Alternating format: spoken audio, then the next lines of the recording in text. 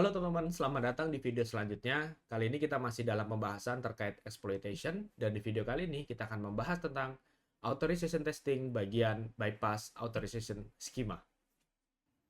Baik, jadi ini tuh adalah sebuah teknik di mana attacker berhasil mendapatkan akses ke sumber daya atau fungsi yang seharusnya dibatasi untuk user tertentu.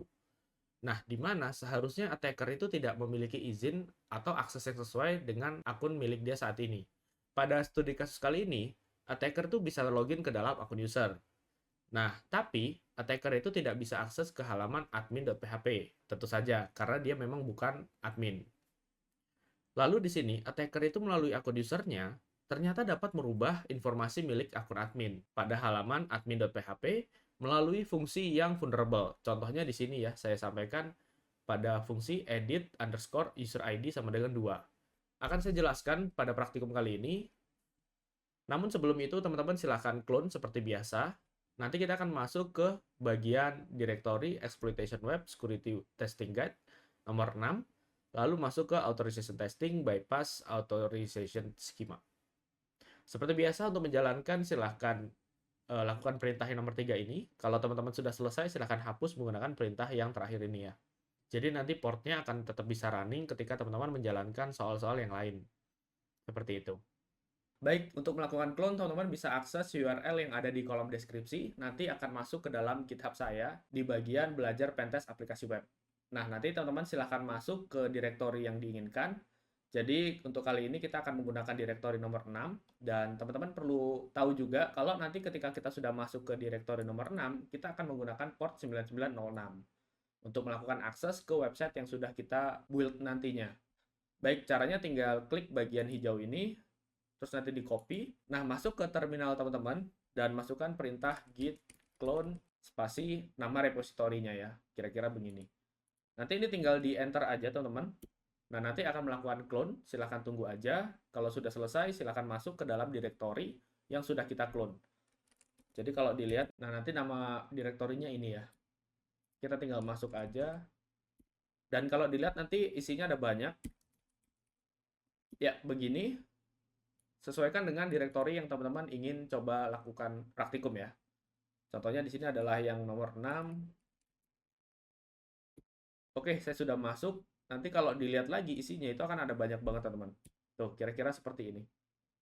Oke, teman-teman bisa masuk ke dalam bagian yang ini ya teman-teman. Authorization testing, bypassing, authorization schema. Oke, kita akan masuk. Saya akan copy dulu. Oke, saya akan bersihkan dulu. Kira-kira seperti ini. Nah, nanti teman-teman untuk menjalankannya silahkan akses yang ini ya teman-teman. How to run. Oke, baik. Di sini ada perintahnya. Teman-teman kalau mau menjalankan bagian yang ini ya, yang bawah, silahkan di copy aja. Seperti ini. Kalau nanti mau dimatikan, silahkan gunakan perintah yang ini. Oke, biarkan prosesnya berjalan, teman-teman. Mungkin butuh waktu sekitar 1-2 menit ya. Setelah itu kita akan buka halaman websitenya.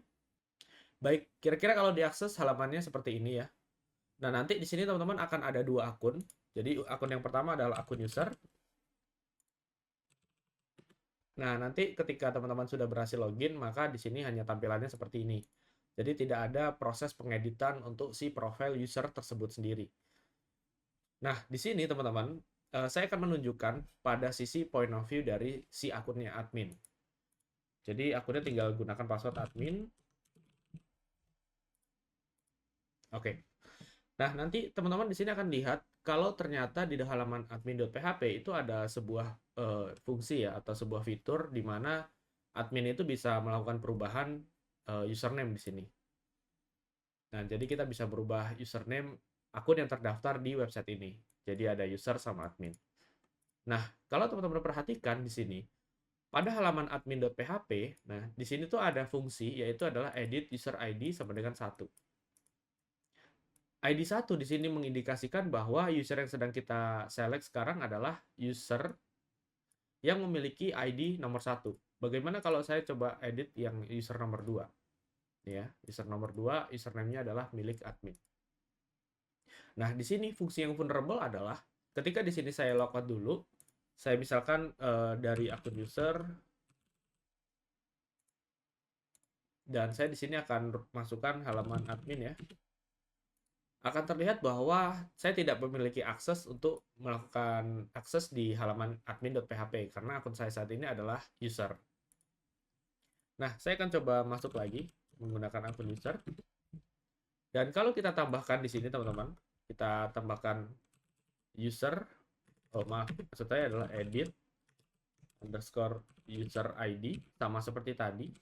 Dan saya akan masukkan di sini user ID adalah misalnya nomor 1. Kita mulai dari yang paling kecil dulu. Nah, perlu teman-teman perhatikan bahwa tadi bagian edit user ID itu ada di halaman admin.php.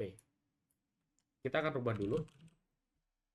Kita akan melakukan pengeditan yang mana seharusnya di sini hanya admin aja yang bisa melakukan edit user. Kita akan coba akses. Ternyata halaman admin.php untuk fungsi melakukan edit tidak diproteksi dengan semestinya, sehingga user bisa melakukan pengeditan yang seharusnya hanya admin yang bisa melakukan. Nah, misalkan di sini saya rubah menjadi usernya Albert, misalkan. Oke, memang di sini teman-teman bisa lihat tidak punya akses ke halaman ini. Betul, karena kita langsung mengakses halaman admin.php. Kita coba kembali, kita login sebagai user yang tadi. Menggunakan username yang lama.